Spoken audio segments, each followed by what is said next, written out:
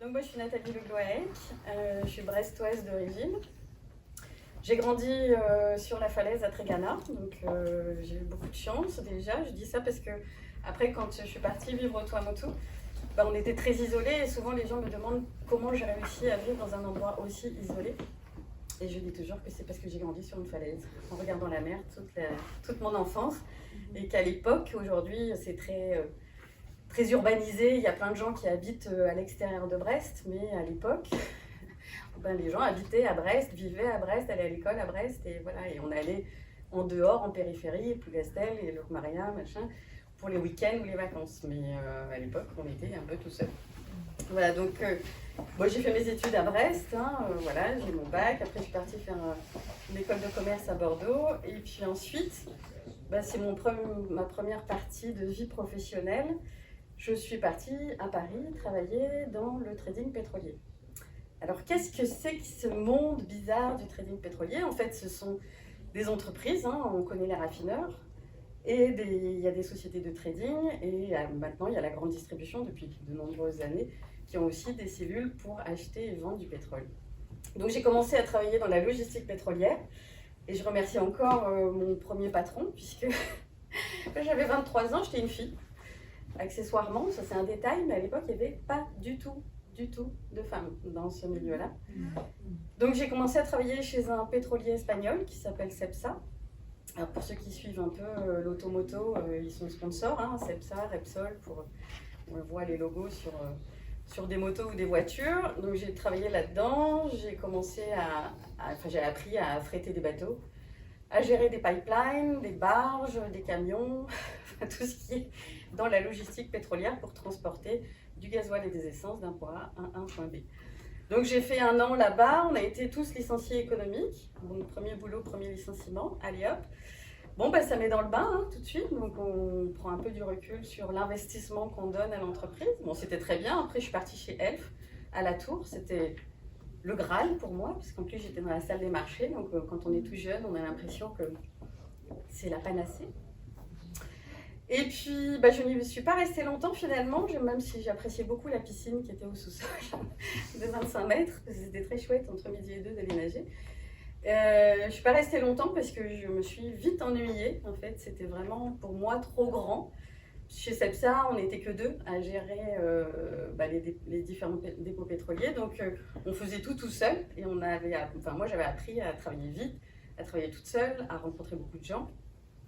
Ce qui a été extra, je vais souvent parler de réseau, mais c'est vrai que c'est très important dans la vie d'un entrepreneur, d'une entrepreneur, de faire du réseau. Et dans le pétrole à l'époque, c'était beaucoup de cocktails, beaucoup de déjeuners, et ce qui m'a permis d'apprendre énormément de choses au niveau du trading pur, puisque quand on est une jeune fille, on pose plein de questions, et puis tous les hommes qui sont là sont très contents de répondre aux questions. Donc j'ai appris énormément, j'ai connu beaucoup de gens, et j'ai appris le métier comme ça rapidement. Donc quand j'étais chez Elf, j'ai été débauchée par Repsol, qui venait s'installer en France, et qui cherchait quelqu'un pour mettre en place le système logistique en France. Donc là, c'était au départ de Bilbao, donc il fallait faire venir aussi du pétrole sur la France. Donc c'était vraiment passionnant comme expérience, parce qu'il n'y avait rien, donc il fallait tout créer.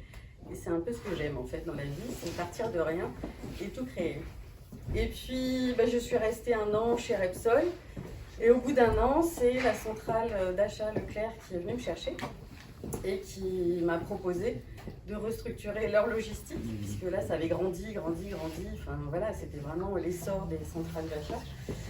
Et donc j'ai fait ça, j'ai mis en place, restructuré la logistique, et puis ensuite je suis passée en frontline, comme on dit en trading, c'est-à-dire que j'ai commencé à acheter.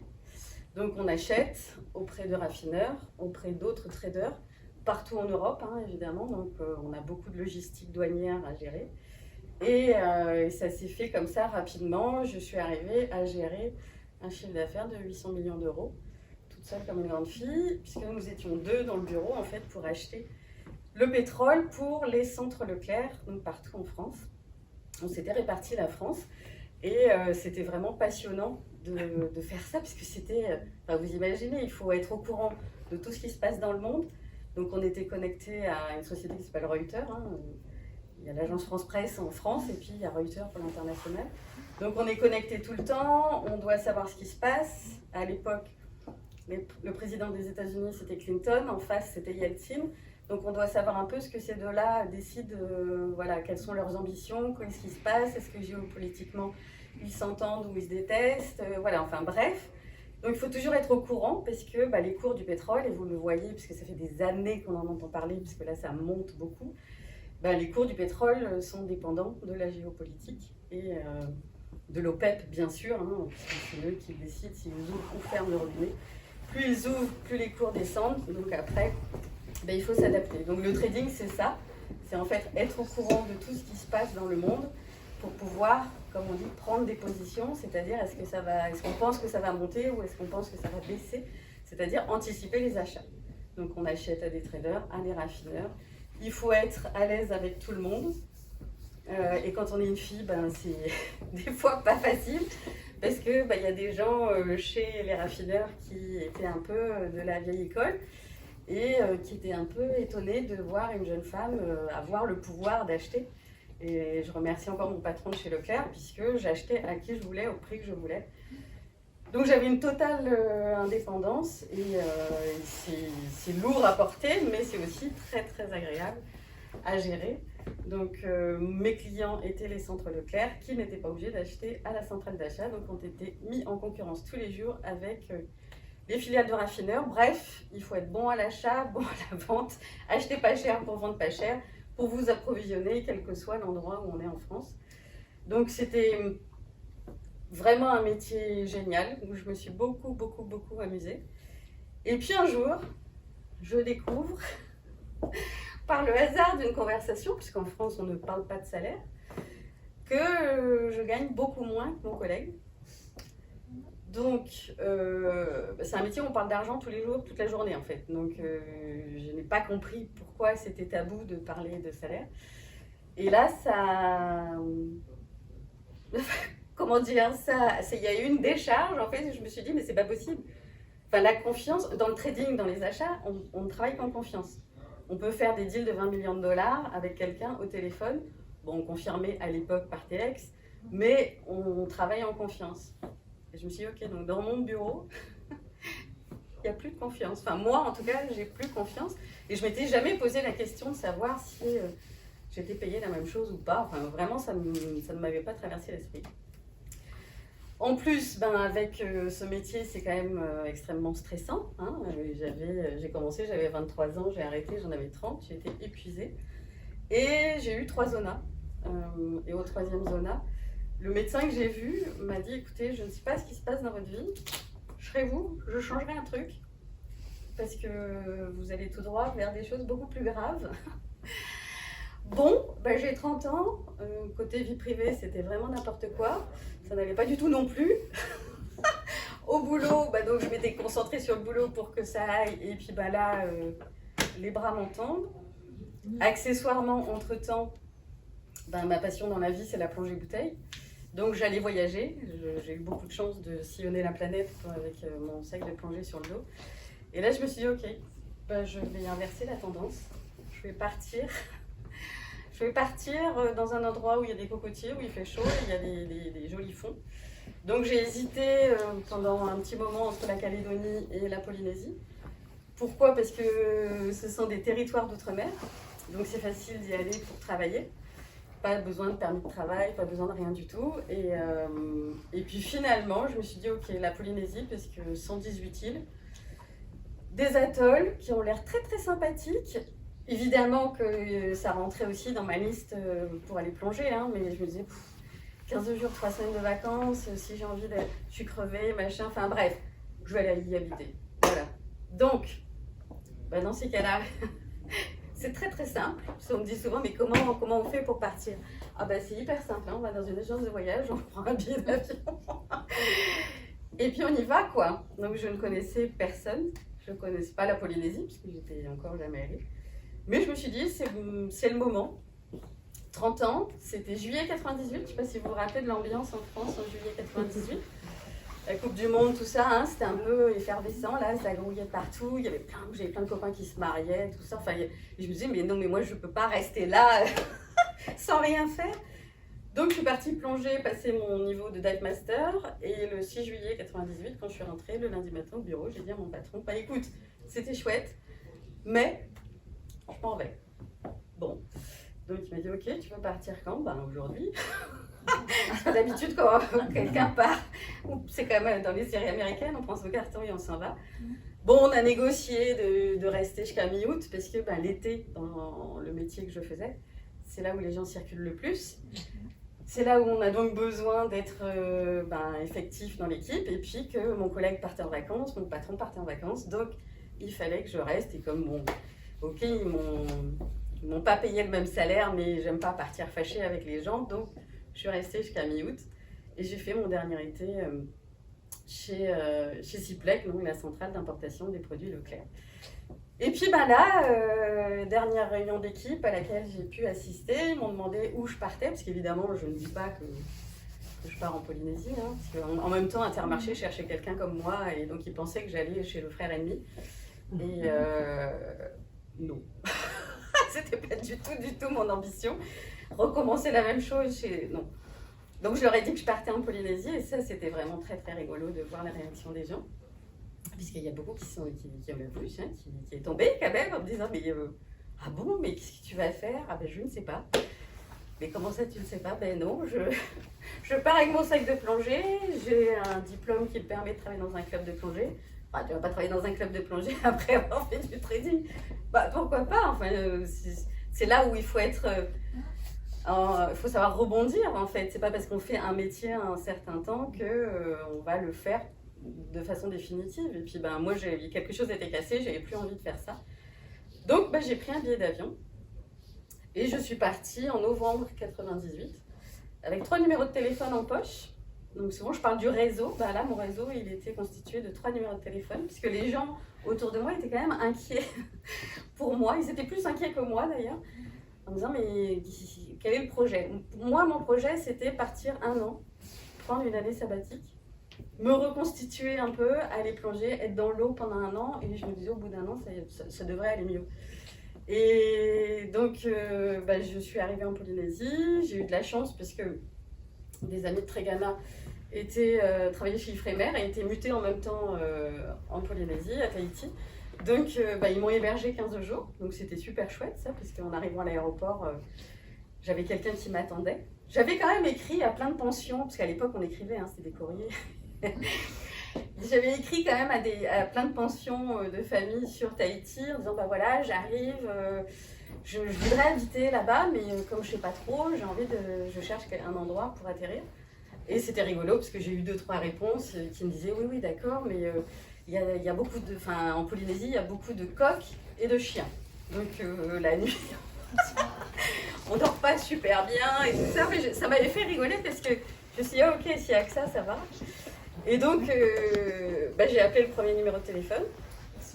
Bonsoir. Il s'avère que c'était une Brestoise, mariée avec un gars du Sud, qui venait d'arriver 6 mois avant en Polynésie. Ils étaient venus en vacances et finalement, ils ont acheté un cabinet de kiné. Ils se sont installés aussi sur l'île de Tahiti. Il s'avère qu'au mois de décembre, ils rentraient en France pour les fêtes de Noël. Et en Polynésie, on a 1 mois de vacances. Enfin, les enfants ont 1 mois de vacances, 15 décembre, 15 janvier. Et donc, ils m'ont prêté leur maison. Donc, c'était très, très, très sympathique. Sauf qu'on s'est pris le déluge. Enfin, le ciel nous est vraiment tombé sur la tête, un peu comme la semaine dernière. Mais là, c'était des grosses pluies. Tahiti douche, quoi. Vraiment, vraiment Tahiti douche, parce qu'on n'avait plus d'eau au robinet. Enfin, l'eau était marron. Donc, on allait sous les cascades, au pied des montagnes pour se laver. Donc, vraiment, dans le bain, immédiatement.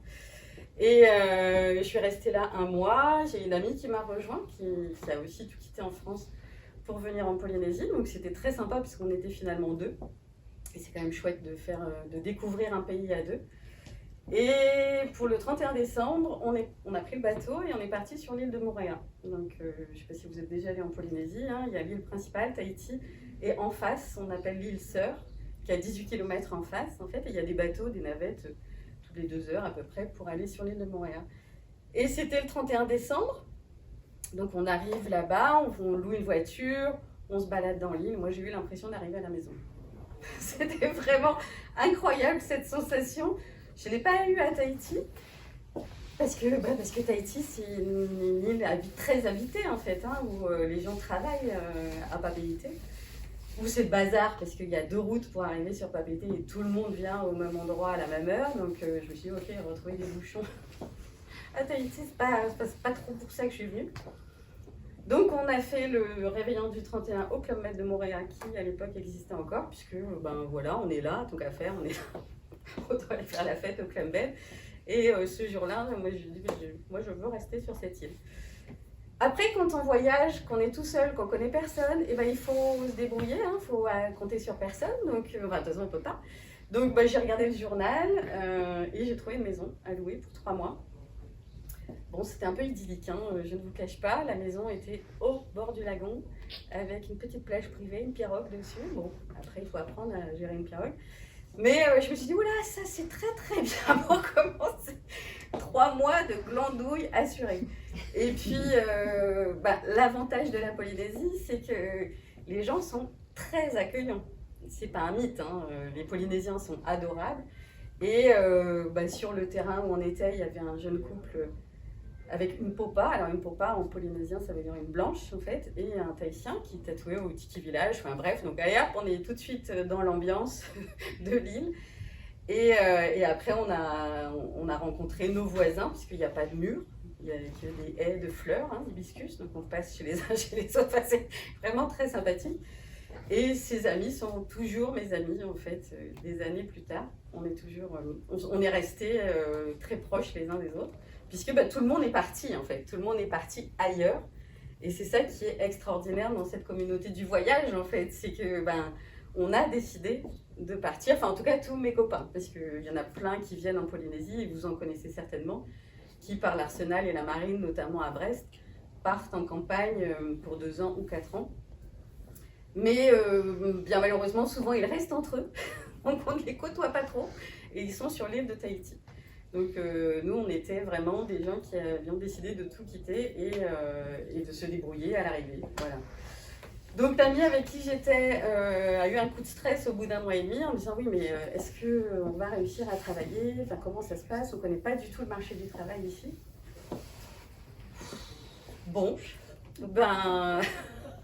j'ai appelé le 2e numéro et là c'était la maman d'une fille que j'avais rencontrée à Paris et qui était fleuriste à Tahiti et qui me dit contact, machin, ok, je suis allée voir ces gens et j'ai travaillé dans une agence de voyage.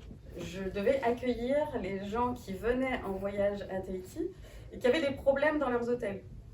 Alors c'était super formateur parce que je connaissais quand même rien à la Polynésie. Donc déjà ça m'a permis de situer les îles, situer les archipels, vraiment quoi, parce que vous allez voir une carte tout à l'heure, la Polynésie c'est grand comme l'Europe.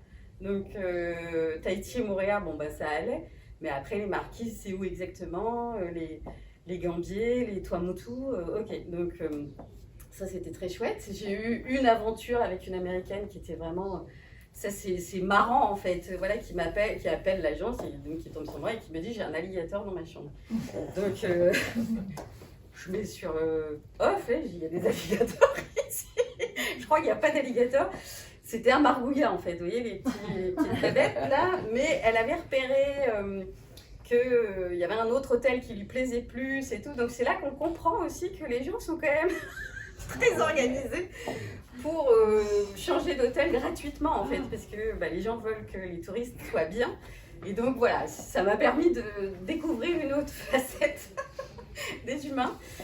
Bon voilà, je suis restée 2 mois dans cette agence puisque j'ai été débauchée par une dame qui avait un comptoir. Ça s'appelle un comptoir, c'est en fait une négociante en métaux précieux. Je venais du pétrole et du négoce, donc elle a dû se dire, bon, ça va coller. Bon, le marché de l'or, c'est à Paris, le marché du pétrole, c'est à Londres. Bon, mais vu de Tahiti, ce n'est qu'un détail.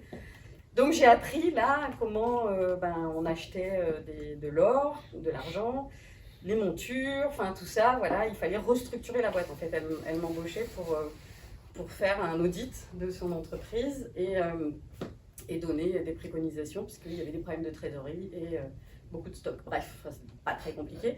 Mais j'ai connu comme ça énormément de monde, et notamment des perliculteurs et perlicultrices qui venaient acheter des montures en or et en argent pour monter leurs perles. Et c'est marrant parce que c'est vraiment tout est lié dans la vie. Hein. Et du coup, moi, je tombe en amour, comme disent les Canadiens, devant ces perles, en me disant, mais comment ça, elles sont pas toutes rondes et noires? Donc, je connais rien à la perle, donc expliquez-moi. Du coup, j'en apprends comme ça un peu plus sur la vie au Tuamotu avec ces gens-là. Bon, bah fabuleux, quoi. C'était vraiment, je me suis dit, ok. Et puis en plus, ils ont l'air de travailler dans l'eau toute la journée. C'est drôlement chouette. Et bon, comme avec ma patronne, bah, la mission se terminait et puis je ne l'aimais pas beaucoup, j'ai redémissionné. Et là, j'ai pris mon sac de plongée véritablement toute seule et je dis ciao, vous me retrouverez au Tuamotu.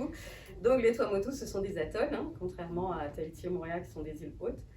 Et il s'avère que j'ai été rattrapée par le travail quand même, parce qu'une fille que j'avais rencontrée sur l'île de Tahiti quand j'étais chez le négociant me dit écoute, vraiment, je sais que tu ne veux pas travailler, mais on a une vendeuse là, sur une boutique de perles à Manille. Manille, c'est un atoll où il y a un 5 étoiles avec des bungalows pilotis là, qui font rêver tout le monde sur les catalogues.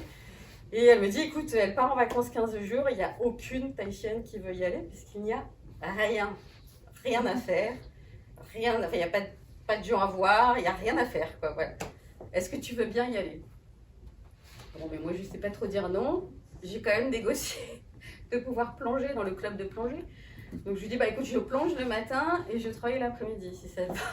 Je fais 14h, 22h. De toute façon, personne ne va acheter. On ne commence pas sa journée en allant à la boutique de l'hôtel. Donc, ça s'est fait comme ça, donc c'était très sympathique. En plus, j'ai eu un bungalow client parce que pas de bol, il n'y a eu plus de bungalow pour les salariés. Donc j'étais sur la plage avec le hamac. Et je sais, ça commence bien là, c'est chouette les Tuamotu.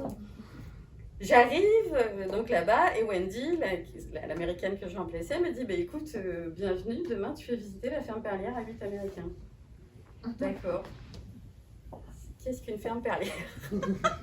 Puisque donc le propriétaire de la boutique avait une ferme perlière sur un motu en face, de l'autre côté de l'atoll. Et donc bah, ça faisait partie d'une excursion proposée par l'hôtel. Très bien. Donc ben, j'ai pris un papier, un crayon, et puis pendant 2 heures, j'ai noté, tout en anglais évidemment, parce que déjà en français je ne connaissais pas les termes, donc en anglais encore moins. Enfin, je ne m'étais vraiment pas posé la question de comment on disait greffe en anglais. Et le lendemain, le soir j'ai appris ma leçon, tout par cœur. Et le lendemain, j'embarque mes Américains et j'arrive sur la ferme perlière où je dois faire semblant de connaître tout le monde sur la ferme perlière. Et Henri, le chef de ferme, me dit « Ne t'inquiète pas, ils ne savent pas que tu ne sais pas. » Ça m'a beaucoup marqué parce que c'est très intelligent. Donc il me dit « Écoute, tu leur expliques ce que Wendy t'a appris et moi je vais leur montrer les huîtres. Je vais leur montrer la greffe. Et c'est ça qu'ils veulent voir en fait, donc ne t'inquiète pas. » Donc on a passé 2 heures tout à fait géniales. Et en partant, je dis, je peux revenir moi pour voir un peu comment vous travaillez plus précisément. C'est ce qui s'est passé. Et puis encore le hasard de la vie a fait que mes copains kinés là, de Tahiti avaient averti un copain à eux qui travaillait sur cet atoll, incroyable, sur une ferme perlière. Sa femme était infirmière au village de l'atoll. Et donc, je vois Philippe arriver dans la boutique en me disant « alors, c'est toi qui viens, c'est toi la Brestoise ?» On est quand même au milieu de l'océan Pacifique. Hein. Il me dit « qu'est-ce que tu fais ce week-end ?» Je dis « je ne sais même pas si j'ai un week-end. » Donc, bref, viens avec moi. On va sur une autre ferme perlière chez un copain. Au fin fond, on dit au secteur, en fait, c'est au fin fond de l'atoll. Les atolls, c'est grand quand même. Hein. Enfin, c'est constitué de tout petits îlots, des motus, on appelle ça en polynésien. Et on est parti, bras dessus, bras dessous, le week-end suivant, chez Thierry, un autre Français qui avait monté sa ferme perlière 15 ans plus tôt, et qui avait donc des huîtres et tout ça. Moi, alors là, j'étais aux anges, parce que ce métier, quand même, se passe dans l'eau. Donc, les huîtres sont dans l'eau. Je vais vous montrer des photos. Déjà, c'est comme ça, hein, on est obligé de plonger. Bon, là, il a une bouteille, mais on fait tout en apnée quand on n'est pas sur une grosse ferme perlière. Bref, et ça me plaît tellement que je lui dis, écoute Thierry, est-ce que quand j'ai fini là, mes 15 jours au Pearl, je peux revenir chez toi et on fait un échange nourriture contre formation? Parce que dans ces endroits, à part du poisson et du riz, on ne mange pas tellement d'autres choses. Les légumes ne poussent pas, puisque au sol, c'est du sable. De la terre, il y en a un petit peu sur des motus qui sont un peu élevés, puisque quand ils sont élevés, il y a des arbres, et donc il y a du humus qui se crée. Enfin bref, alors là, on est vraiment dans le concret de la vie, quoi. Hein. C'est comment on fait pour cultiver des choses. On ne mange pas de fruits et de légumes, hein, pour le coup. Donc on fait venir, sinon, de temps en temps de Tahiti, mais ça coûte les 2 bras. Et puis, c'est même pas tout le temps que les bateaux ont cette marchandise. Bref, on fait ça, je reviens pendant 1 mois, donc j'apprends vraiment le métier, c'est passionnant.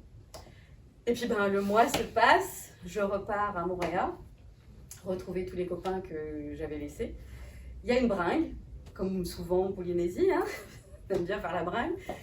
Et il s'avère que à cet anniversaire-là, j'allais rencontrer Sébastien, dont je tombe amoureuse, et qui me dit, écoute, pour l'instant je travaille à Tahiti avec mes parents qui sont agriculteurs, mais on a un motu, Otoamotu, sur l'atoll de Hae, l'atoll voisin de Manille où j'étais, enfin un truc improbable. Il me dit, mais tu vas pas aimer, il n'y a rien. Je dis, c'est quand même marrant parce que je reviens d'Otoamotu où j'ai appris comment monter une ferme perlière. Donc là, il est aussi un peu sidéré quand même de rencontrer une fille qui a envie de retourner là-bas. Et puis, on y va, bras dessus, bras dessous. Bon, pendant 2 mois, moi j'étudie un peu les prix dans les magasins, enfin, de quoi on a besoin, combien ça coûte. Je fais un petit plan quinquennal sur mon ordinateur portable que j'avais encore à l'époque et qui fonctionnait bien.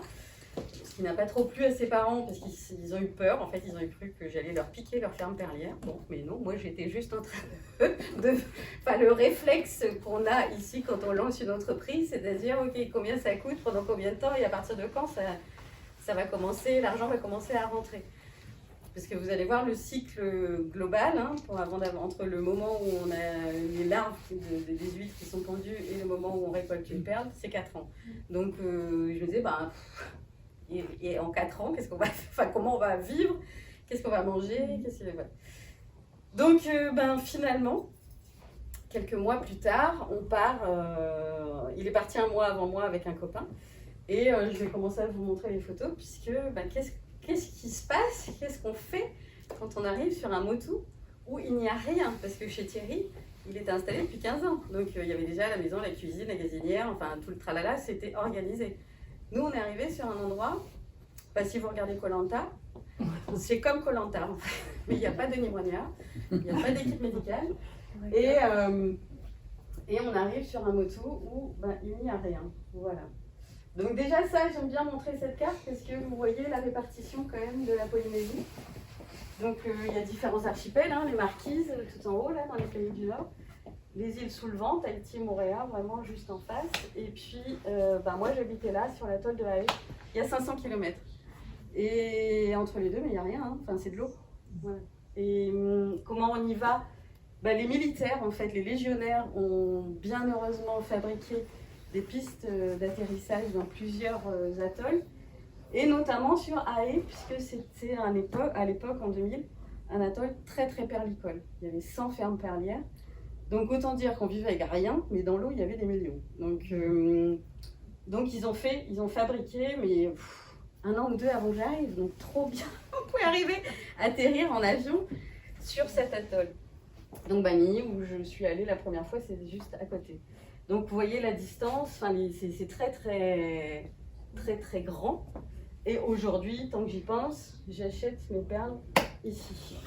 Pourquoi ? Juste une aparté, c'est que là en haut, au Tuamotu du Nord-Ouest, il y a 25 ans, les conditions étaient idylliques pour faire de la perliculture.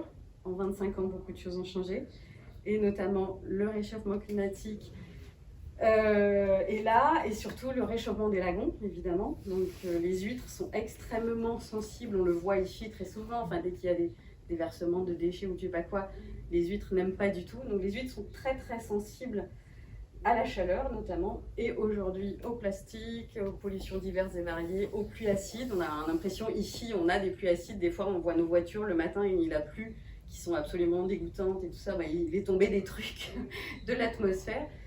Et même si c'est au milieu de nulle part, et là-bas aussi il y a des pluies acides.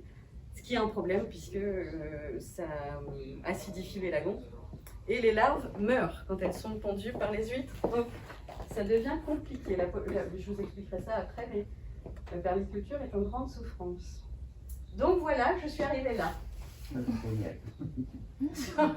Sur ce petit motu où il n'y a donc rien. Bon, là on devine des panneaux solaires et une maison, puisqu'on a commencé à construire, je vais vous le montrer. Ça c'est la ferme perlière qu'on a construite. Donc on le fait sur l'eau, sur une patate, hein, on voit la patate en dessous. Et je raconte ça souvent, c'est chouette de voir ça en fait. Et on ne se pose pas la question de comment on construit ça. Sauf qu'il faut d'abord faire les plans, il faut calculer le nombre de tout ce qu'il faut. Et il faut réussir à planter les poteaux dans la patate, avec donc des fers à béton, mettre le tube par-dessus et couler le béton. Tout ça à bord d'un bateau qui remue au gré des vagues. Et donc, on était deux, hein, donc c'était super compliqué.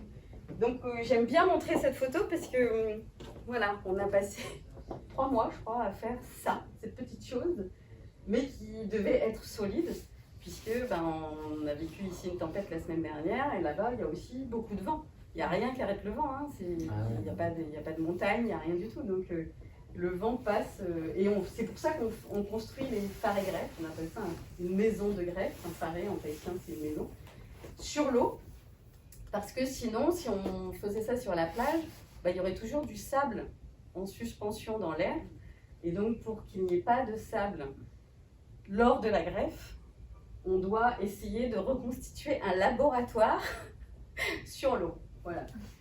Donc une ferme perlière, c'est une concession maritime, et ça on avait de la chance parce qu'en fait ses parents avaient demandé une concession maritime 5 ans avant qu'on y aille, parce qu'en 2000 quand on est allé c'était fermé, c'est-à-dire que le gouvernement considérait qu'il y avait assez de fermes perlières. À l'époque il y en avait près de 2000. Aujourd'hui il en reste 300. Et donc on avait eu le droit d'utiliser le lagon, donc avec une concession maritime pour des stations d'élevage et de collectage, le phare et greffe et l'installation à terre. Donc l'installation à terre, je vais vous montrer par quoi on a commencé. Par ça, là, un hangar.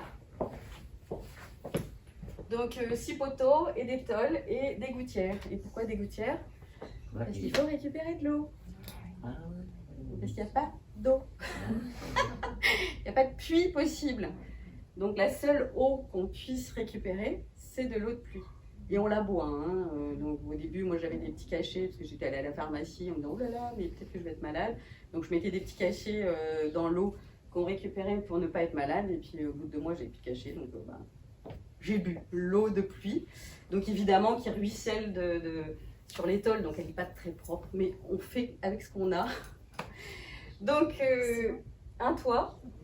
Donc vous voyez pas de mur, hein, parce qu'on avait rien pour faire des murs en fait, donc pas de mur. Et on avait mis une demi-mezzanine avec un bel escalier, hein, et un matelas et moustiquaire. Voilà. On était prêts. Et parce que quand on crée une ferme perlière, l'argent il est mis dans le lagon, il n'est pas mis à terre. Enfin pour nous, parce qu'on n'avait pas des moyens importants. Voilà, donc j'ai vécu là pendant 6 mois. Ouais, bien 6 mois, parce qu'entre-temps, mes beaux-parents avaient commencé à créer une maison, à fabriquer une maison. Donc ils avaient fait une dalle de 25 mètres carrés. Et les murs avaient commencé à être construits. Donc on a fini, donc il faut apprendre aussi à faire de la maçonnerie. Puis heureusement, il y avait Ariel, le copain de Sébastien, qui était là aussi, qui savait fabriquer les maisons. Donc ça nous a un peu aidé quand même, hein, parce que on s'improvise pas maçon comme ça. Mais on n'avait pas trop de parpaings non plus, donc on s'est débrouillé. Voilà. C'est pas très écologique ce que je vais dire, mais on a cassé du corail. Voilà, on est allé casser le platier pour construire un truc un peu solide, parce qu'on disait s'il y a un cyclone, ça s'en va. Donc il fallait qu'on ait quelque chose d'un peu surélevé et solide surtout. Voilà, donc c'est épique, et puis surtout en bas vous voyez que c'est vraiment tout le stockage du matériel. Et on a commencé avec un réchaud à gaz de camping, donc on a campé. Voilà, donc pas de froid évidemment, hein, pas de réfrigérateur, rien, on n'avait pas d'électricité, pas d'eau, pas de téléphone. pendant quelques mois. On a eu des panneaux solaires, on a eu 6 ou 12 panneaux solaires 6 mois après notre arrivée. Donc là, youpi, avec ça, on avait un congélateur et un néon. C'est tout. Voilà. Mais après avoir vécu à la bougie, c'est le luxe. 2 ans avant, j'étais à la Défense. Hein. Donc, le contraste est quand même important. Donc, Impérial, c'est simplement ça en fait. C'est des stations. Donc, on appelle ça vraiment la station Le Bout de 200 mètres sur lequel on va venir installer des chapelets. On a vu sur la première image tout à l'heure. Voilà, des chapelets là. On appelle ça un chapelet. On fait 10 nœuds. Il faut aussi les faire. Donc, quand j'ai suis enceinte, je dévoile un peu la suite. Mais comme je n'allais plus sur l'eau, j'ai fait des chapelets pendant 6 mois. Sur une planche, alors là c'est pareil, il faut être ingénieux parce que comme tous les 25 cm, il fallait faire un nœud. Ok, donc on avait fait une planche avec 10 clous. Et je passais ma journée à faire des nœuds autour des clous et hop, pour sortir le chapelet après. Donc on ne peut compter que sur soi en fait quand on habite au Tuamotu. Et on ne casse pas son matériel par exemple, on fait très très attention à son masque et à ses pales. Parce qu'il n'y a pas Decathlon à côté pour aller acheter du rechange.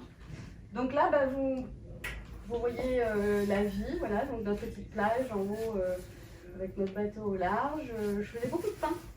Voilà, mon grand-père était boulanger à Brest pendant 40 ans. Je ne savais pas faire du pain, par exemple. C'est un détail. Mais quand on vit dans un endroit où il n'y a rien, il vaut mieux savoir faire du pain. Donc au départ, j'ai testé beaucoup. J'avais pas trop de sel, donc à un moment je me suis dit mais le lagon est salé, donc je vais prendre de l'eau du lagon plutôt que de l'eau douce parce que j'ai pas de sel. Bon bref, la boîte rouge là c'est en tahitien on dit ça punu poitolo.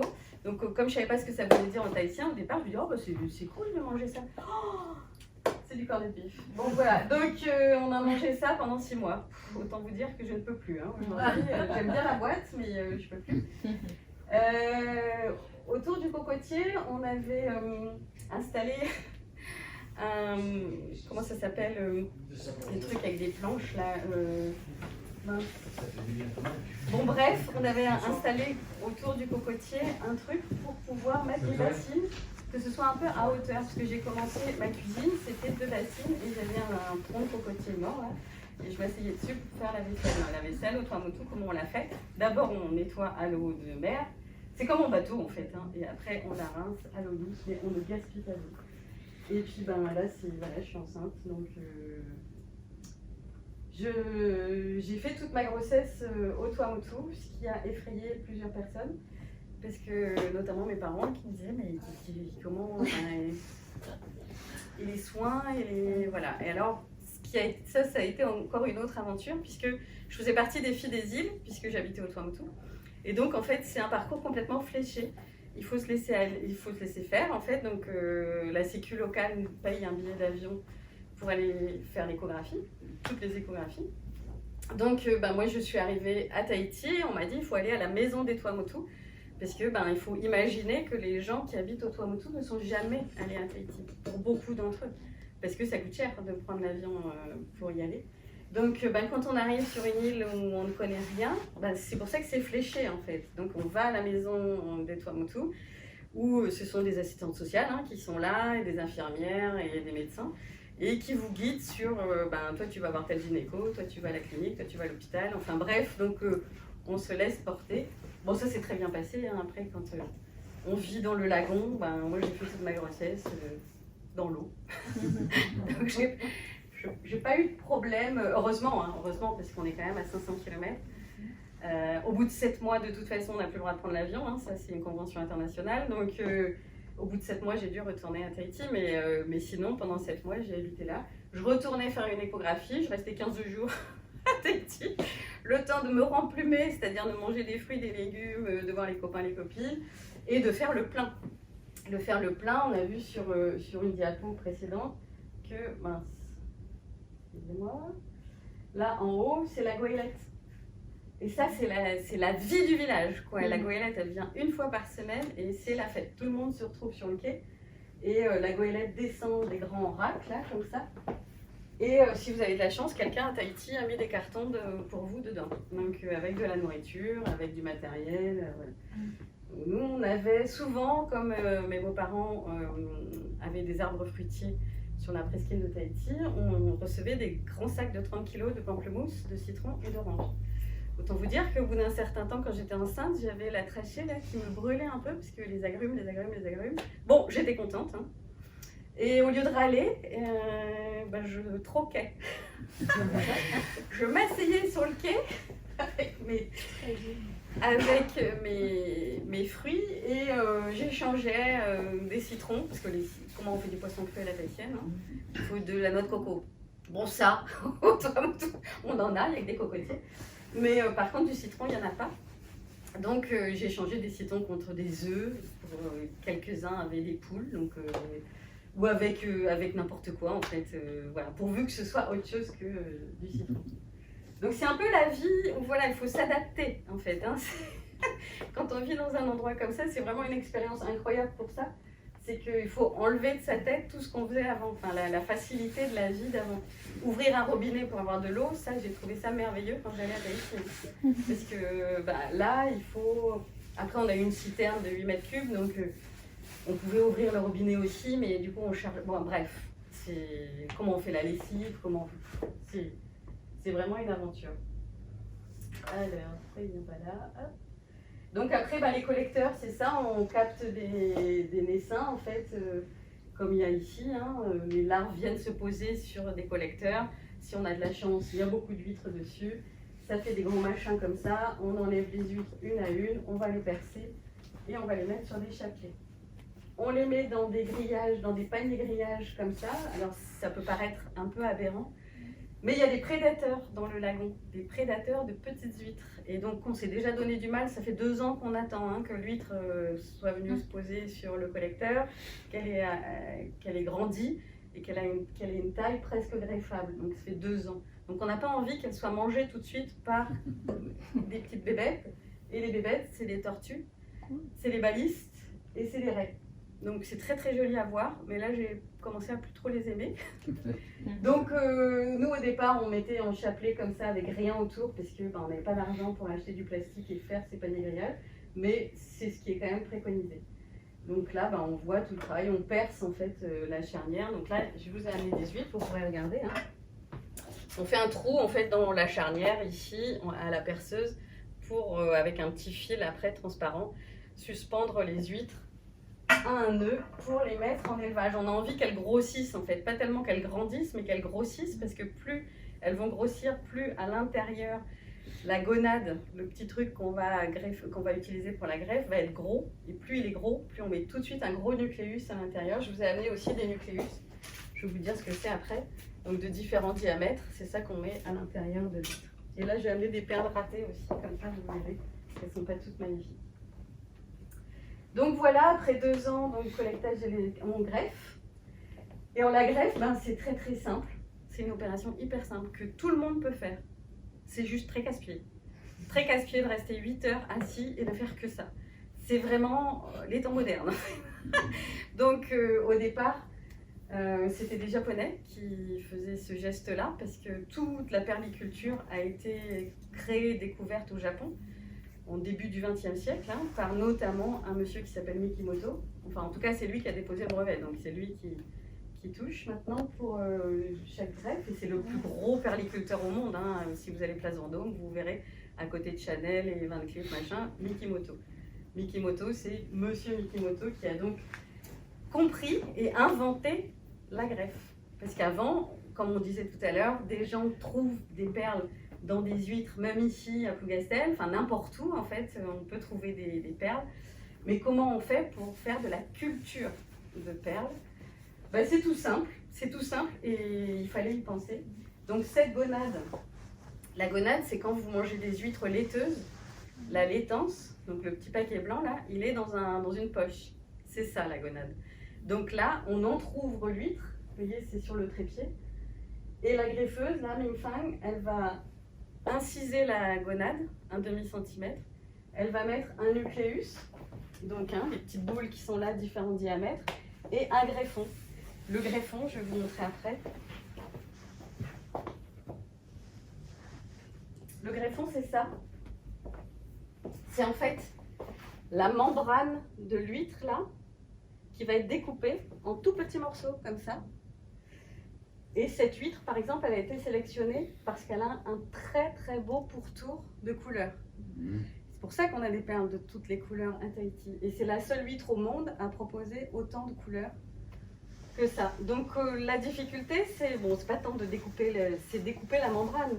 Parce qu'il faut connaître le taux de rétractation de la membrane pour trouver les cellules nacrières qui ont fabriqué le vert, le doré, le rose, le bleu. Donc c'est un vrai métier. Avant, il y avait même, c'était un métier à part, coupeur de greffons. Bon, maintenant, il n'y a plus de sous, donc le greffeur doit se débrouiller tout seul. Et il a appris au fur et à mesure, en fait, on enlève la partie noire, là, extérieure, et on va découper cette membrane qui est toute fine, donc il ne faut pas l'écraser, parce que ce sont ces petites cellules nacrières qui sont dans les petits bouts, là, qui vont être mis à côté du nucléus. Et la magie de la permaculture, c'est là, c'est que la membrane, le greffon, va isoler le corps étranger qui est à côté, qui est donc rond au départ, en 2 mois, puisqu'Ifremer a mis une petite caméra dans une huître et maintenant on sait qu'officiellement c'est 2 mois. Il faut 2 mois à cette petite chose pour isoler le corps étranger. Et après on laisse 2 ans. Et donc des couches de nacre vont se superposer et encore et encore. Et comme on laisse longtemps dans le lagon, on a des perles rondes de temps en temps, puisque ça a gardé la rondeur du nucléus. Mais on n'a que 5% de perles rondes sur une récolte. Et après, si elle est partie dans un endroit de la gonade où c'était un peu plus étriqué, ça va faire des gouttes, ça va faire des perles cerclées, ça va faire des perles baroques. C'est toute la magie de la perliculture. L'opération est celle-là, on incise la gonade, on met le nucléus, on met le greffon et c'est terminé. On remet l'huître en élevage pour 2 ans. Chaque huître est greffée de la même façon, on n'a jamais 2 fois la même perle. Alors quand on me dit j'ai perdu une perle dans ma perle d'oreille, je voudrais une autre pareille, ça n'est pas possible. Tout simplement. Donc voilà, on entrouvre les huîtres, on incise la gonade, on met le nucléus et le greffon. Et voilà, j'adore cette photo. Je la trouve super belle parce qu'on voit vraiment la gonade et la perle dedans. Donc cette huître a été sacrifiée pour la photo, parce qu'on ne fait jamais ça en fait. Théoriquement, on entrouvre de nouveau, c'est le greffeur qui fait ça, c'est de nouveau une opération. Il incise de nouveau ici sur le côté la gonade, il va sortir la perle, et si elle est belle, on va remettre un nucléus à l'intérieur, et c'est reparti pour 2 ans. Ça s'appelle une surgreffe, et on a peut-être une deuxième perle. Le taux de mortalité de l'huître est très important, donc c'est rare qu'on en ait 2 très belles. Donc ensuite, voilà, il y a une classification, je pourrais revenir là-dessus si vous voulez, parce que il faut quand même essayer de fabriquer un prix pour vous dire, voilà, si, avec différents critères, donc la forme, plus elle est ronde, plus elle est chère, plus elle est grosse, plus elle est chère, plus elle est magnifique, il n'y a aucune imperfection, plus elle est chère, plus elle est lustrée, plus elle est chère, donc très brillante, et vous voyez toutes les couleurs, alors qu'on pense que les perles de Tahiti sont noires et rondes, comme moi au départ en fait. Donc on a vraiment toutes les couleurs, mais c'est rare, c'est très très rare en France de voir ces couleurs-là, parce que bien malheureusement, beaucoup de perliculteurs ont préféré faire de la quantité au lieu de faire de la qualité. Et donc c'est un vrai boulot de bien découper son greffon, comme je vous ai expliqué tout à l'heure, donc de trouver les cellules nacrières qui fabriquent le vert, le rose, le bleu. C'est une vraie demande du perliculteur, mais il faut encore réussir à le faire. Donc des perles comme ça, multicolores, moi j'ai de la chance d'en avoir, puisque ça fait 25 ans que je suis dans ce métier. Et maintenant j'ai réussi à trouver des gens qui me laissent regarder les récoltes dans leur entièreté et de ne sélectionner que ce que je veux. Et ça, je crois que je suis la seule, d'après eux, je suis la seule autorisée à faire ça et à n'acheter que perle à perle pour la beauté de la perle en fait, pour la couleur, le lustre ou la forme, parce que les perles cerclées, pourquoi il y a un cercle autour de la perle, ça fait partie de la magie, on ne sait toujours pas. On suppute qu'il se passe quelque chose avec le nucléus au départ, mais on n'en sait rien. C'est absolument magnifique. Donc ça fait 62 ans que la perliculture existe en Polynésie, c'est tout récent. Et comme je vous disais tout à l'heure, on est mal barré dans les prochaines années. Parce que là déjà, c'est très très compliqué. Là, en ce moment, depuis 1 an, c'est très compliqué. Parce que à cause du Covid. Alors vous allez me dire quel est le rapport entre le Covid et la permaculture. Les greffeurs sont chinois maintenant, puisqu'on est passé des greffeurs japonais à 15 000 € par mois à des greffeurs chinois à 2 000 € par mois. Donc, c'est bien, hein, ils travaillent bien. Au bout d'un certain temps, ils ont appris et ils ont de très bons résultats. Notamment Mingfang, que vous avez vu tout à l'heure, c'est une greffeuse chinoise qui est vraiment excellente. Sauf que donc les Chinois viennent de Chine et ils repartent 5 semaines par an en Chine. Et quand est-ce qu'ils repartent? Pour le Nouvel An chinois, qui se passe toujours au début d'année. Enfin, plus ou moins, voilà, janvier, février, mars, mais c'est toujours à peu près à ce moment-là. Et bien en 2020, ils sont donc partis en février 2020. Ah ouais, ils sont restés là-bas. Et ils ont commencé à revenir en juillet 2022. Oh. 2 ans et demi, sans greffeur. Pour 80% des fermes perlières. Donc c'est ce qu'ils appellent un gros crash industriel. Puisque, il n'y a pas de matière, en fait. Voilà, les huîtres qui étaient déjà greffées n'ont pas été récoltées. Alors vous me direz, c'est pas grave, hein, la perle, elle continue à grossir, oui. Quand elle survit, oui. Quand l'huître survit, donc ça donne des très grosses perles. Mais il n'y a pas vraiment de marché pour les très grosses perles. Et surtout, il n'y a pas eu de greffe. Donc 80% des fermes perlières. Ah oui. La ferme où j'étais donc l'année dernière, il y a 2 ans, donc où Mingfang travaille, n'a jamais eu ce problème parce que Mingfang venait d'arriver en 2020, en février 2020, ça faisait que 6 mois qu'elle travaillait là-bas, donc elle a considéré que c'était pas assez pour prendre des vacances. Donc elle n'est pas partie et donc ils avaient beaucoup de chance puisqu'ils faisaient partie des rares fermes perlières à pouvoir continuer à travailler tous les jours de l'année. Après, vous me direz pourquoi les Polynésiens ne greffent pas, parce que quand même ils sont extrêmement doués de leurs mains. Enfin, on voit les tatouages, les sculptures et tout ça. Alors il y a une école de greffe à Rangiroa, vous avez peut-être entendu parler de cet atoll, qui est sublime pour ses 2 passes, les dauphins, enfin bon bref. Et il y a une école de greffe, sauf qu'il faut aller à l'école de greffe et que les jeunes n'ont pas envie de s'absenter de la maison pendant 6 mois, c'était 6 mois la formation. Donc l'année dernière, le gouvernement a mis en place une nouvelle façon de faire, c'est-à-dire qu'ils ne vont plus qu'1 mois à Rangiroa, où ils apprennent vite fait, vraiment très rapidement, la théorie, et après ils repartent sur leur ferme perlière, et ce sont des agents du service de la mer qui vont les voir tous les 6 mois pour contrôler le travail, en fait, pour voir s'il y a des choses à améliorer, quel est le résultat, le taux de maintien. Un bon greffeur a 80% de maintien au bout de 6 mois, c'est-à-dire qu'il y a quelque chose à l'intérieur de l'huître. On ne sait pas quoi. Est-ce que c'est une perle? Est-ce que c'est un kéchi? Alors un kéchi, vous verrez sur le bracelet, c'est en fait l'huître a rejeté le nucléus, mais a gardé le greffon. Et le greffon, lui, dans la vie, il fait de la nacre. Alors il est né pour ça, il a constitué la coquille de l'huître, c'est lui qui a fait tout ça, tout le coquillage en fait. Donc il s'autoproduit de la nacre. Donc ça fait des choses magnifiques, complètement difformes, mais très belles aussi.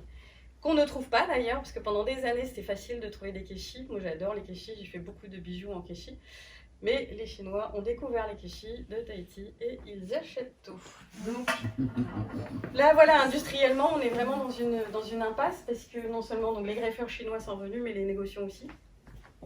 Et ils ont décidé, avant il n'y avait que les Japonais qui achetaient, ça fait déjà 15 ans que les Chinois ont commencé à acheter, mais là ils ont décidé que Hong Kong serait la place du négoce mondial des perles, quelles qu'elles soient. Donc il y a des perles en Australie, au Japon évidemment, la perle Akoya, la blanche que tout le monde connaît, en Indonésie, aux Philippines, un peu en Arabie. Et donc les Chinois ont décidé que tout devait passer par eux. Donc maintenant pour aller acheter des perles de Tahiti, il faut aller à Hong Kong. Donc c'est vraiment dommage, mais c'est comme ça, la Polynésie n'a pas trop protégé son industrie. Le nom n'a jamais été déposé d'ailleurs, perle de culture de Tahiti ou perle de Tahiti. Donc on trouve des perles d'ailleurs teintées et qui s'appellent Tahitian Pearl. Voilà, mais il y a eu de protection, donc c'est comme ça. Donc on peut en trouver à Hong Kong ou à Brest, à Plougastel, la station. Voilà, c'est ça. Les 2 endroits au monde. C'est les places to be. C'est Hong Kong et Plougastel. Donc moi je suis restée 2 ans sur la ferme perlière, puisque donc je vous ai dit que j'avais été, que j'étais enceinte, donc j'ai eu mon petit bébé. Kaya, qui est née donc dans une clinique tout comme il faut, au bout de 9 mois, parfait. Donc quand on est une femme des îles, on n'a pas le droit de repartir chez soi avant 1 mois, parce qu'il faut que le bébé ait tous les vaccins et soit en forme, et parce qu'il y a pas de pédiatre, hein. Vous imaginez bien, il y a du Doliprane, il y a un aide-soignant qui est fabuleux au village, Jérôme, qui arrache des dents, qui suture, il fait comme il peut. Mais il n'y a pas de vaccin puisqu'il n'y a pas de froid. Donc il nous laisse repartir qu'au bout d'1 mois. Bon, moi ça s'était bien passé, donc il n'y a pas eu de souci. Mais au bout d'1 mois, le souci m'attendait à l'arrivée. Parce que mon compagnon n'avait plus envie d'être papa. Donc quand on parle de s'adapter, là je ne l'ai pas vu venir celle-là, puisque tout s'est très bien passé pendant les 9 mois. Mais tout d'un coup, il a été submergé par sans doute la responsabilité. Donc je me suis dit, bon, il fait un baby blues, c'est moi qui devrais le faire, mais ça va lui passer, ça va aller. Bon non. Donc il y a un moment, il faut prendre la réalité en face, hein, et surtout que quand on est 2, hein, on n'était plus que 2 puisque le copain était parti. Donc on n'était plus que 2 sur le moto, et quand il y en a un qui fait pas la tête, mais qui est pas content, quoi. Donc c'est quand même compliqué. Donc déjà je parlais beaucoup au cocotier, mais alors là, j'ai cru devenir un peu cinglée en fait. Et puis c'est quand même compliqué d'avoir un nouveau-né au Tuamotu quand on n'est pas dans une famille. Les gens du village nous disaient, mais vous êtes fous, nous on fait jamais ça. Quand on va habiter sur un motu, parce qu'ils ont évidemment des terres, quand on va habiter sur un motu, on va en famille. Donc il y a au moins un autre couple, les grands-parents, enfin il y a des gens, quoi. On reconstitue une espèce, pas de société, mais quand même des gens avec qui parler. Parce que quand Sébastien était sur l'eau, moi je parlais à personne, hein. Et puis j'avais donc toujours pas trop d'électricité, je pouvais pas écouter la radio, Internet, n'en parlons pas. Aujourd'hui tout le monde a le portable puisque c'est par satellite. Donc qu'on soit là ou ailleurs, on s'en fiche. Et d'ailleurs, ils sont à fond sur les smartphones. Tant mieux pour eux. Voilà. Mais à l'époque, on n'avait pas de téléphone. Pour l'anecdote, en 2001, il y avait les élections municipales. Et l'enjeu des élections, c'était la cabine téléphonique. Voilà. Donc, ça vous situe le truc. On est au XXIe siècle. Et donc, c'était la cabine téléphonique. Une au village et une à l'aéroport. Tout ça au solaire, et quand il n'y a plus de soleil, il n'y a plus de cabine, et surtout il n'y avait pas de carte téléphonique pour aller dans la cabine téléphonique, donc qui était évidemment vitrée, hein, comme celle qu'on avait ici. C'est pas fait pour les Tuamotu, hein, puisque tout vitré, on a chaud au bout de 2 minutes. Donc c'était posé à côté de la mairie qui servait aussi de salle de classe. Donc tous les enfants écoutaient la conversation parce que c'était beaucoup plus rigolo que voilà. Donc le dimanche matin, tous les travailleurs et notamment les étrangers venaient au village téléphoner, et donc il n'y avait plus de batterie au bout de 2 heures. Bon, voilà, c'est la vie des Tuamotu. Là, je vous présente Finn qui m'a accueillie il y a 2 ans, parce qu'il y a 2 ans, j'ai eu envie un peu d'aventure encore, ça me manquait. Donc j'ai dit à un copain négociant parisien, j'ai dit, écoute, voilà, j'ai envie de repartir au Tuamotu sur une ferme perlière, mais tous ceux que je connaissais ont arrêté. Donc est-ce que tu peux me trouver une famille d'accueil? Pour les Pomotou, c'est bizarre quand même, hein, de voir une fille toute seule, plus de 50 ans, débarquer, pour faire quoi? Et mais Finn a été élevée par un papa qui a toujours accueilli tous les gens qui arrivaient en voilier sur leur atoll. Alors là, c'est Arutua, c'est un autre atoll. Et donc, quand je suis arrivée, elle m'a accueilli les bras ouverts. J'avais passé un deal, hein, je ne peux pas m'empêcher avec elle, en lui disant, écoute, je viens, mais je travaille à mi-temps sur la ferme, et à mi-temps, j'écris, puisque j'ai un projet de livre, bref. Et quand je suis arrivée là-bas, elle m'a dit, non, mais tu vas pas travailler. Mais comment ça, je vais pas travailler? Elle me dit, non, je peux pas te faire travailler, c'est la honte, en fait.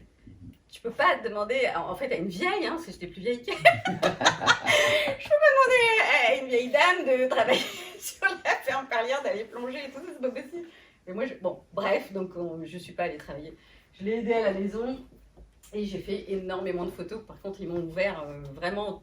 J'ai pu toutes les photos que vous avez vues, et j'en ai 5000. Donc, j'ai des vidéos, des machins que j'exploite au fur et à mesure pour montrer la perliculture et pour faire des portraits des travailleurs, en fait, pour expliquer vraiment qui fait quoi sur une ferme perlière. Donc là, c'est un jour de récolte. Hein, donc, Finn, on lui donne des perles dans des bacs de glace. Donc, il faut manger de la glace. Tuamotu pour avoir des bacs pour récupérer les perles. Et ben, elle est dans le jardin, elle a étalé ça sur la table. Mais tout le monde fait ça, hein. Enfin tout le monde est perliculteur, donc tout le monde a des perles. Et après on les nettoie. Parce que la perle, quand elle sort de la gonade, ben, elle est comme le bébé qui sort du ventre de sa maman. Elle a une espèce de liquide amniotique autour d'elle, donc il faut la passer dans une machine, un tambour là, qui va tourner 4 heures, avec soit du maïs, du riz, ce qu'on veut en fait, qui va lustrer, qui va faire briller, et qui va nettoyer surtout. Et puis après, ben, moi j'étais sur le côté et je triais, et évidemment je ne peux pas m'empêcher de choisir les plus jolies, enfin les plus colorées, donc c'était ma sélection. Voilà, on est dans le jardin, tranquille. Donc ça, c'était leur ferme perlière à eux. Donc vous voyez, les couleurs sont quand même beaucoup plus jolies avec des appareils photo d'aujourd'hui. Hein. Donc c'est le ponton sur lequel on travaille. La ferme perlière, elle est vraiment là, pour le coup, posée au bord du village. Eux, ils habitent au village. Donc pour moi, ça changeait, puisque il y avait des gens. Il y avait plein de gens en vélo, en voiture. On ne peut pas passer la seconde, hein. Mais il y avait des voitures. Avec des dos d'âne tous les 50 mètres, c'est pour ça qu'on est en première. Ça ne sert à rien d'avoir une voiture, on est dans les voitures. Et ensuite, on ne fait pas que travailler, on va pêcher. Et qu'est-ce qu'on mange au Tuamotu? Ça fait partie juste de ce que je voulais vous dire, du poisson. Hein, du poisson et du riz et du poisson, et du poisson et du riz. Alors ça en haut, là, ça s'appelle le korori. Et c'est... Les gens à Tahiti adorent, c'est très chic. Ça ressemble à la coquille Saint-Jacques. Je leur disais, vous n'avez jamais mangé de coquille Saint-Jacques. C'est le muscle.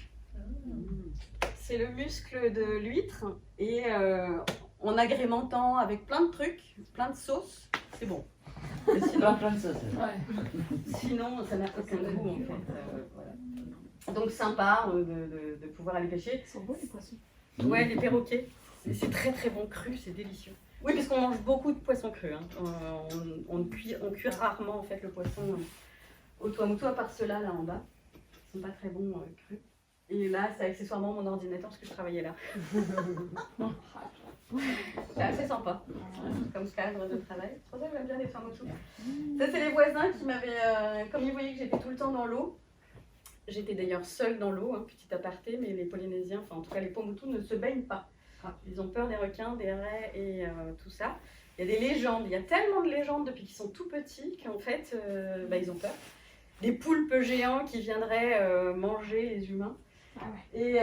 Et donc moi je nageais, heureusement j'avais une bouée de nage là pour rose turquoise, là, rose fuchsia, parce que vous voyez la couleur du lagon. Je disais, les bateaux vont à fond les ballons et qu'il n'y a jamais personne dans l'eau, il vaut mieux avoir une bouée pour signaler sa présence. Et ils étaient très inquiets pour moi, ils étaient mignons, puisque tous les bateaux s'arrêtaient en me disant mais ça va pas, il y a des requins. Je dis bah oui d'ailleurs il y en a un là.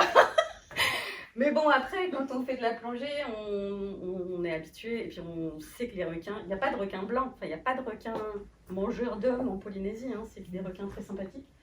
Et quand on les attaque pas, ils font leur vie, ils ont assez à manger dans le lagon. Donc la pêche, pêche sympa, hein, le petit bateau, ça c'est une technique de pêche que j'avais jamais vue. Donc je suis partie passer la journée avec eux. Et là, c'est la Polynésie, mais vraiment la quintessence de ce qu'on trouve, c'est-à-dire aller avec des locaux, les regarder pêcher, pêcher avec eux. Et là, ils sont hyper contents en fait quand on est vraiment avec eux. Et il n'y a pas de chichi. Bon, on a mangé à bord du bateau, il y avait un petit réchaud, tout ça c'est fait. C'est du camping, mais c'est extraordinaire, quoi. C'est la belle vie. Ça, c'est un autre endroit où ils avaient décidé, donc j'avais beau lutter contre eux, mais c'est pas grave, ils ont décidé de faire un parc, et là, c'était des carangues qui faisaient 1 mètre de long. Les carangues, je sais pas si vous avez déjà vu, mais les carangues, c'est comme ça. Mais là, ils gardaient en élevage avec des Napoléons, tout ça. Donc, et puis, il allait pêcher un poisson pour manger. Dans son garde-manger. Voilà. Donc bon, ça vous donnera peut-être envie d'aller en Polynésie. Et puis comme on s'ennuie aussi, on aime bien la pêche au gros, donc, et puis qu'ils ont quand même des sous, hein, parce que la permaculture ça rapporte. Donc ils ont des bateaux équipés avec des cannes énormes, avec des leurres, je n'avais jamais vu ça, des trucs longs comme ça. Enfin, c'est leur passion en fait d'aller pêcher, donc là eux ils avaient gagné. Voilà, ils faisaient 150 kg ou 200 kg. Mais souvent ça va jusqu'à 300-350 kg, hein. Ils sont hyper bons à la pêche au gros. Et ils sont partis le matin à 5h, à 15h ils doivent être revenus à quai. Sinon, ça ne compte pas. Et vous gagnez toutes les enveloppes de gens qui ont participé au truc. Donc ça va souvent autour entre 3 et 5 000 euros quoi, pour les journées. Là, j'étais allée avec eux pour récolter le miel. Donc sur des motos, ils ont mis des ruches. Et ils sont comme ça, hein, c'est leur tenue d'apiculteur. Ah ouais. Et c'est des coriaces, hein. Donc il se faisait piquer, et puis il était là, enlever les dards après dards, et il me disait non mais tu comprends, c'est trop chaud. Je peux pas avoir une combinaison, c'est trop chaud. Bon voilà, c'est la vie que j'adore. Enfin tout, vous avez vu le poisson, le thon là dans le truc du vélo, sympa. Hein, il n'y a pas d'autre moyen de transporter, donc c'est comme ça qu'on fait. Et voilà, quelques huîtres. Donc tout ça pour dire que de changer de vie, ça a du bon. Faut pas hésiter. En fait, il faut s'écouter. Juste, moi, j'avance beaucoup à l'intuition. Pendant quelques années, j'ai arrêté mon activité parce que ma fille partait. Elle a eu son bac et elle partait faire des études. Donc du coup, j'ai eu un petit coup de stress en me disant je vais pas aimer être toute seule à travailler, tout ça. Donc j'ai envie d'autre chose. Et j'ai dirigé l'association Entreprendre au féminin Bretagne. Je ne sais pas si vous connaissez. Donc voilà, pendant 2 ans, c'était magnifique. C'était un très beau projet. On a fêté les 10 ans de l'association à Rennes. C'était une grande fête. C'est un beau réseau. Il y a plus de 1000... femmes dans le réseau. Et donc voilà, me mettre au service des femmes qui ont envie d'entreprendre, c'est aussi une autre facette de mes compétences. Mais je suis plus entrepreneur que dirigeante d'une association, en tout cas d'un groupe. Et j'aime être toute seule et faire ce que j'ai envie de faire et voilà, de gérer des projets moi-même. Donc j'ai plein de projets pour 2024. Hein, là, je suis en train de préparer des podcasts que je vais enregistrer en janvier.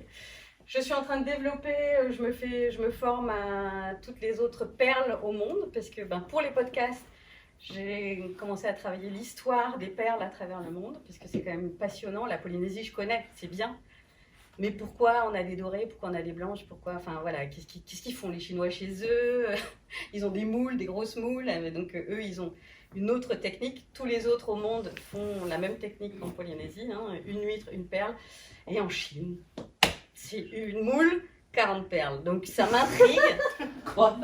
Oui, parce qu'il ne greffe pas dans la gonale. Donc j'ai envie d'expliquer tout ça, parce que c'est quand même passionnant. Elles sont magnifiques, parce qu'ils ont compris qu'il fallait arrêter de faire des trucs moches, que le marché ne voulait pas.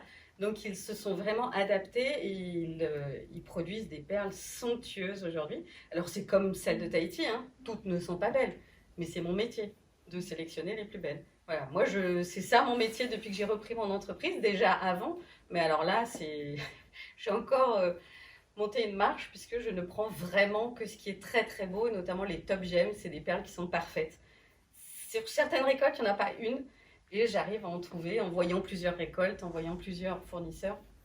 J'arrive à en trouver de la couleur, de la qualité. Voilà, donc le développement, ça va passer par là. C'est de refaire le site internet une fois de plus. Un nouveau site va sortir au premier trimestre.